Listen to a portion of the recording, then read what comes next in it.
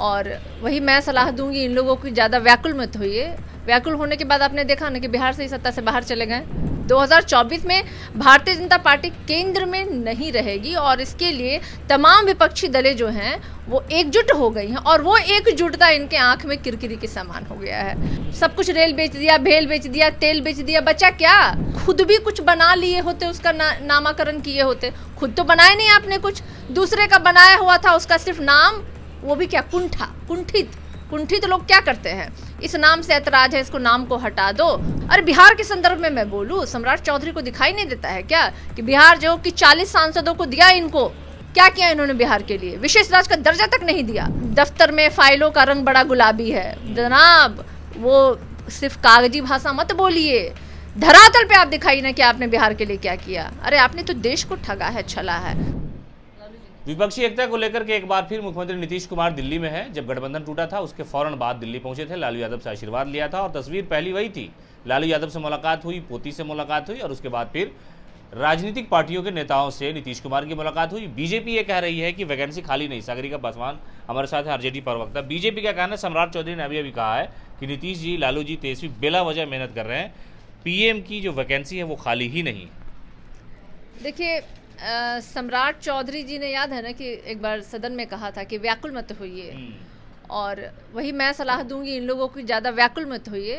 व्याकुल होने के बाद आपने देखा ना कि बिहार से ही सत्ता से बाहर चले गए और अब व्याकुलता में ये लोग बयानवीर की तरह बयान जो कर दे रहे हैं, तो अब इनका बारी है केंद्र की सत्ता से जाना। तो सारा तो सामने है, किताब, तस्वीर सब सामने है, खुली हुई है कि 2024 में भारतीय जनता पार्टी केंद्र में नहीं रहेगी और इसके लिए तमाम विपक्षी दलें जो हैं वो एकजुट हो गई हैं और वो एकजुटता इनके आंख में किरकिरी के समान हो गया है।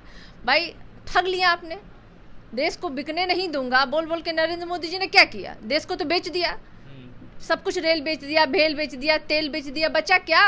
और जो अब जगह बचा था उसका भी नामाकरण कर दिया इन्होंने, बदल दिया नाम। अरे खुद भी कुछ बना लिए होते, उसका नामाकरण किए होते। खुद तो बनाए नहीं आपने कुछ, दूसरे का बनाया हुआ था, उसका सिर्फ नाम, वो भी क्या, कुंठित लोग क्या करते हैं, इस नाम से ऐतराज है, इसको नाम को हटा दो। तो प्रयागराज का नाम आपने कुछ और दिया, इस तरह से कई ऐसी जगहों का नाम है जिन्होंने इन्होंने बदला, लेकिन किया बनाया कुछ नहीं, लेकिन संसाधन और देश को इन्होंने बेच दिया। तो अब इनको डर है कि 2024 में तो हमारी दाल गलने वाली है नहीं। अरे बिहार के संदर्भ में मैं बोलूँ, सम्राट चौधरी को दिखाई नहीं देता है क्या कि बिहार जो कि 40 सांसदों को दिया, इनको क्या किया इन्होंने बिहार के लिए? विशेष राज्य का दर्जा तक नहीं दिया।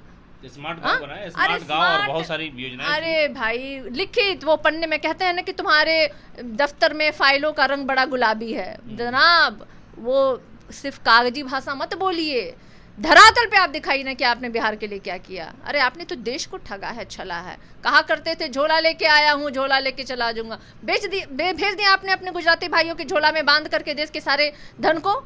और आज आप पे प्रश्न किया जाए तो आप कहते हैं कि ये तो जुमलेबाजी था, चुनावी जुमलेबाजी था। यही अमित शाह जी ने कहा था ना कि चुनावी जुमलेबाजी था, हर के खाते में 15 लाख रुपया जाएगा या बाहर से काला धन वापस आएगा। तो ये वो लोग हैं जो सत्ता में जब से काबिज हुए हैं, देश को इन्होंने अपंग कर दिया है। अच्छा, बीजेपी के लोग कह रहे हैं कि नीतीश कुमार तो ऐसे ही घूम रहे हैं, मोहरा है। असल सारी जो राजनीति अकल है वो लालू प्रसाद यादव पर्दे के पीछे से दे रहे हैं, इनसे मिलो और मोदी को घेर लो, ये कह रहे हैं वो लोग।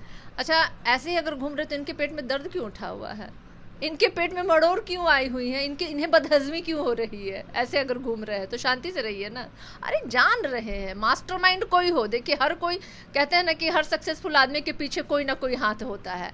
तो भाई राष्ट्रीय अध्यक्ष हमारे लालू प्रसाद यादव जी बहुत कहते हैं बहुत लंबे समय से राजनीति से जुड़े हुए, और उनकी जो सोच है, और उनको कहते हैं ना, अर्जुन को जैसे पता था कि निशाना कहाँ साधना है, लालू जी को भी पता है कि इन देश विरोधी लोगों को सत्ता से हटाना कैसा है, और वो चेहरा कौन होगा नहीं होगा इसकी चिंता भारतीय जनता पार्टी ना करे। वो ये चिंता करे कि उनके चेहरे पे जो अभी तक उन्होंने देश को ठगा है, क्या आगे वो ठग पाएंगे? नहीं ठग पाएंगे। और एक सवाल और है सागरिका जी, लालू प्रसाद यादव को लेकर के गांधी मैदान में जो पहली रैली हुई 2014 में, प्रधानमंत्री ने हमला बोला, और अभी उन्होंने जाकर के कर्नाटका में कहा आपके नेता के बारे में कि ये लोग जमीन ले करके नौकरी देते थे, रेलवे का बुरा हाल कर दिया। तो इस बार फिर लालू यादव निशाने पर है, वो भी प्रधानमंत्री मोदी के। देखिए, इसलिए मैं कह रही हूँ, इसलिए मैंने पहला शुरुआत ही किया था कि ये लोग जो अनाप शनाप बक करके बिहार की सत्ता से गए, फिर वापस अनाप शनाप बक रहे। बताइए, देश का प्रधानमंत्री को ये नौबत आ गया कि इस तरह का बयान दे रहे, तो आप समझ रहे हैं कितने बेचारे डरे हुए हैं। और तो डर उनका जायज भी है, क्योंकि 2024 में उनको ये नेतृत्व करने का मौका नहीं देगी देश।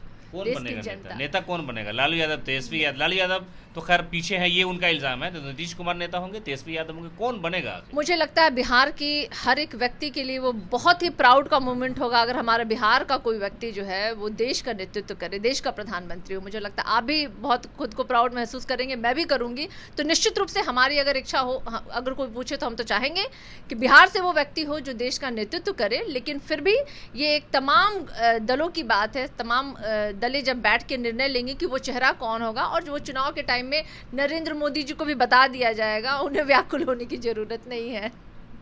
तो ये थे आरजेडी की जो प्रवक्ता हैं सागरिका पासवान। उन्होंने कहा कि प्रधानमंत्री मोदी को व्याकुल होने की जरूरत नहीं है। सम्राट चौधरी के बयान पर भी उन्होंने प्रतिक्रिया दी, कहा कि भारतीय जनता पार्टी की हालत 2024 में खराब होगी। लीडर कोई भी हो, पीछे कोई भी हो, लेकिन जो जनता के इश्यूज हैं, जो मामले हैं, मसाइल हैं, उस पर हमारी पार्टी गठबंधन के सभी नेता चिंतित हैं। इसलिए इस तरह का माहौल, इस तरह की प्लानिंग बनाई जा रही है कि प्रधानमंत्री मोदी से भारत को निजात दिलाया जा सके।